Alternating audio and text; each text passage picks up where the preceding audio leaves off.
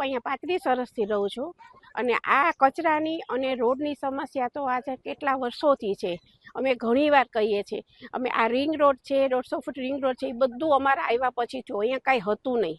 તે દિવસનું એ બધું સારું થતું જાય છે, કારણ કે રોડનો રસ્તો છે એ લોકોને બધું દેખાડવું છે, એટલા માટે એ કરે છે. અને અહીંયા ખાલી 150 ફૂટ રિંગ રોડથી અંદર તમે જરાક આવો ત્યારે આ તકલીફ છે. બધા એટલા હેરાન થાય છે, ખાડા ખબડા, અહીંયા નકરો કચરો. આ કાલે મીડિયાવાળા આવ્યા હતા એટલે આ બધું સાફ આજે કરાવી લીધું છે, નકર અહીંયા કોઈ સાફ કરવા આવતું નથી. અને ચોમાસામાં તો તમે અહીંથી ચાલી નથી શકતા, એટલી ગંદકી છે. અને અમે કહીએ છીએ તો કે અમારામાં આવતું નથી, અમારામાં આવતું નથી. આપણે અહીંયાના કોર્પોરેટર છે એને મેં ફોન કર્યો તો અહીંયા રોડ બનવા આવ્યા તો બનતા હતા ત્યારે જ મેં ફોન કર્યો કે ભાઈ અમે આવી રીતના અહીંયા ઠેઠ સુધી રોડ બને છે તો અમારે થોડોક બની દો. તો પછી એને તપાસ કરી કે બેન તમારા આ આખો વિસ્તાર છે ને અમારામાં આવતો નથી અને એ કે એ નહીં થાય કે અમારામાં આવતું જ નથી. તો મેં કીધું એનું કારણ શું? તો કે એ અમને નથી ખબર પડે, પણ એ આમાં સરકારમાં નથી આવતું. તો હવે સરકારી 25 મીટર આપ્યા છે, સરકારમાં કે નથી આવતું, એ લોકો પ્રશ્ન એવો કરે. તો સરકારી આ જગદીશને આપેલા છે 25 મીટર, જગદીશને આપેલા છે. તો જગદીશને સરકારી 25 મીટર આપ્યા તો આ સરકારમાં કેમ નથી આવતું? એનું કારણ શું? અને વેરો અમારે સૌથી પહેલા અમારો વેરો આવે છે, ગેસની લાઈન આવી ગઈ છે, ગેસના પેલા બાટલા આવતા, લાઈન આવી છે, રોડ થાય છે, રસ્તા.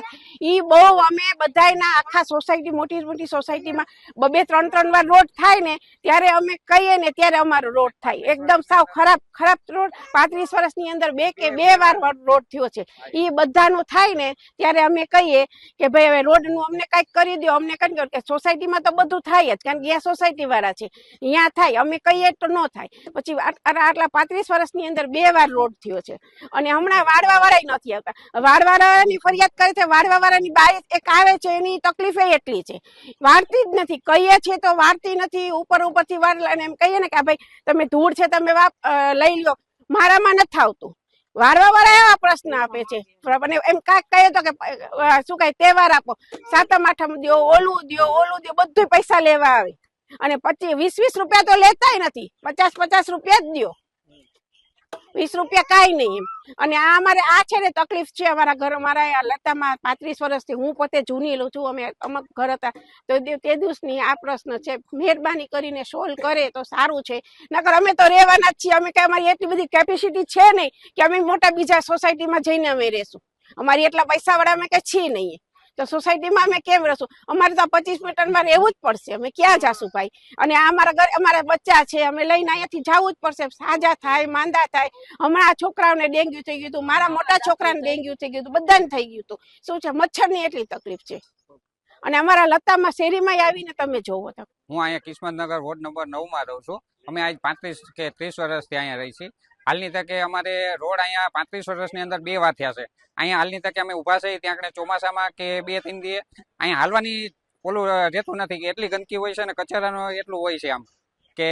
અને બીજા નંબરમાં કે કોઈ લોકો અહીંયા પ્રચાર કરવા આવે કે કોઈ બીજા નેતાનું કે જે કંઈ હોય છે એ લોકો અમારા એરિયામાં તો આવતા જ નથી. આ વસ્તુ જોઈને અહીંયા બાજુમાંથી ના છેટેથી જ વહી જાય છે એમ, કે અહીંયા એને હાલવાની તબલ પડે છે કે જે કઈ વસ્તુ છે એને એમ. અને અમારું તો રજૂઆતોમાં તો ઘણી કહી દે છે, એ લોકો એમ કહે છે કે અમારામાં આવતું નથી. તો આવે છે કોનામાં? વેરો તો અમારા આખા અહીંયા 110 મકાન કે 120 મકાન છે, બધા પાસેથી વેરો લે છે. તો એ વસ્તુ આવે છે કોનામાં? તો એ વસ્તુ એ લોકોમાં આવતો નથી, કોર્પોરેશનમાં આવતો નથી. તો વેરો અમારી પાસે શેનો લે છે એ લોકો? આજે અત્યારે અમારે 3-3 હજાર રૂપિયા એક મકાન દીઠ વેરો લે છે. તો એ વેરાનું એ લોકોને કાંઈક વસ્તુ તો એનું થતું હોય ને, અમારે જે લતો છે એનું કાંઈક નિરાકરણ કે કોઈ વસ્તુ એમ. તો એ લોકોને રજૂઆત કરીએ. હમણાં અહીંયા રોડ કરવા આવ્યા હતા તો એ લોકો કહે કે અમારામાં આવતું નથી. તો આવે છે આ કોનામાં? કઈ જગ્યાએ આવે ને કેવી રીતના આનું આવે એમ?